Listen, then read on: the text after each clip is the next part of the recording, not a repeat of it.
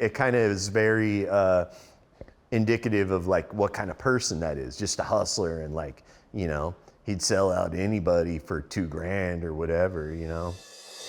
Regret has no place in a focused mind. No. What makes you say that? Well, it's like living in the past, you know, like I didn't have the best childhood, but I think as I've got older, just in the last 10 years too, since we talked the last time, you know, I could easily blame my dad or my mom for abandoning me or whatever, and like use that as some kind of crutch for life or any kind of inadequacies. But, you know, I've had to like really realize like how much good my dad applied to me by being hard on me, you know, like he made a decision, I don't know if it was conscious or not, to like, hey, make me do things right and make me like work from a very young age, you know, even football, like he was dead set on me being college and then a pro football player, and that was his dream too. But I would play high school on Friday nights and I'd get home on the bus at like 1 a.m. I had to be up at 4:30 to go to the swap meet with him to help him unload his truck on Saturday morning. Without, it wasn't even like, I could just remember feeling like I was gonna die. And you know, that was just the way it is. I think I consciously, when I wrote this book, I like didn't want it to be a negative. Yeah. You know, some of the stuff I point out that he did is like borderline child abuse, but here I am. Right. You know, I'm the product of it, and it's not negative.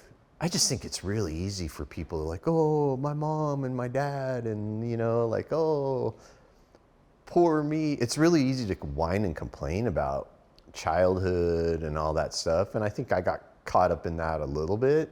But well, how do you think you got caught up in it?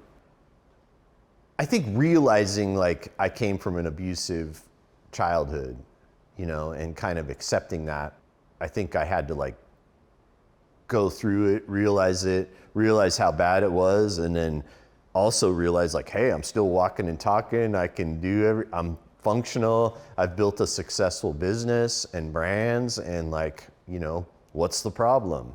And the context on this too is, I know when you were in rehab back in the day, a very impactful moment for you was when it was acted out, Yeah. your dad breaking your arm. Yeah, role play. Why do you think that impacted you so much in the moment?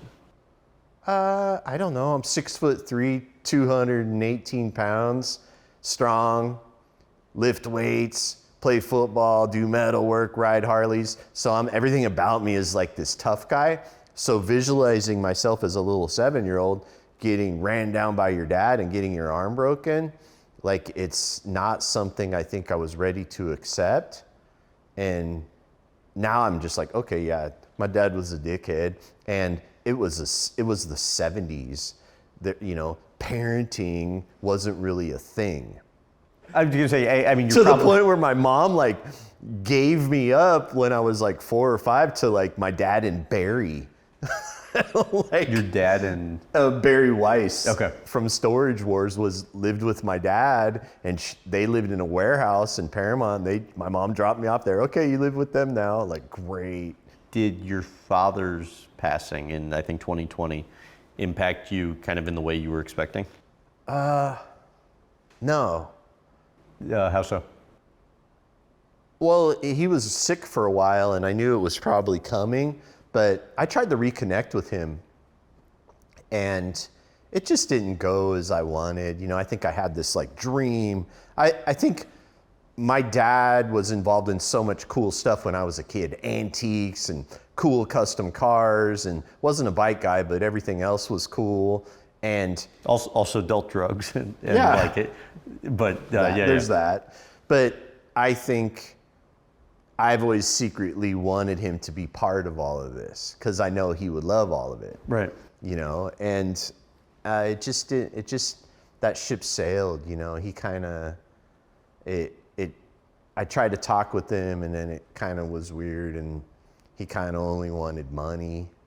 and only really got excited when I mentioned sending him some money, and it just kind of like, you know, never asked about grandkids or anything like that. And it kind of just falls in line with the like non-parenting. How did you handle that?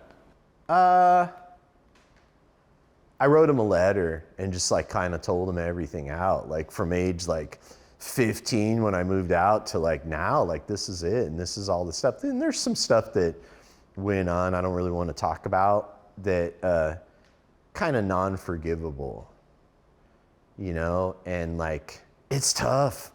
It's one of those things, all you can do is focus on you and focus on how you are with your kid and just accept it for what it is. Trying to force blame by the inadequacies in your life because of your childhood is trying to force blame. Okay, I'm not doing this particular thing or getting this particular thing because my dad was a dick and was mean to me. I don't really think that. I think that's a cop-out and an excuse, you know? And all of this modern parenting and sleep and food and school and STEM projects and all this stuff, it's all a modern thing. You know, this is really only the last, you know, even when Sonny was little, none of that stuff really existed. And I think you have to accept, like, you know, parents from probably the 30s to the 80s didn't give a But even if your dad did stuff that you considered unforgivable, I mean, you deserve a lot of credit for getting to a place where you were able to write that letter and attempted to reconnect. What made you decide you wanted to do that? Well, I didn't really talk to him from 85 to 2017. And did he ever try and reach out? Not really. Like when I became famous, like 25 years ago when I was first on TV, the first thing he did is like, you know, you save all your schoolwork and pictures and stuff. First thing he did is sell all that on eBay. And like, you know, it, which is pretty hurtful, like, you know, and it kind of is very indicative of like what kind of person that is, just a hustler, and like, you know, he'd sell out anybody for $2,000 or whatever, you know. What about your mom? You've already made the comment about her just kind of dropping you off and this is where you're living now. But you've also made the comment before about how when you were jailed, she was the only person that came to visit you and She's did so on Christmas. Only person to visit me at the California Youth Authority one time, but still a different version of my dad as far as like not really. Look, when you have kids, you have to make some sacrifices in your life, you know, personal life, you know, business life. Everything kind of has to turn around and be structured for putting those kids in the forefront. And I don't think my parents really did that. And I think I never really knew my mom until she moved in here. She was here for like 5 years. And it's the first time I've kind of ever been around her for a prolonged period of time. And I love my mom, but we just don't have that.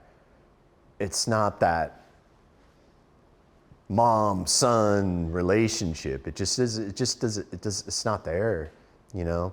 I don't know. I don't want to talk bad about her because she's still around, you know, but definitely also me trying to force a situation because she got into a bad situation with my sister. I had to go to Arkansas, get her, move her in here, send the guys in the truck with the big trailer, pick up all her stuff, move her here, buy her a car, wreck that car, buy her another car, give her money, all that stuff, and like kind of do my duty as a son to take care of my mom that's getting older. And then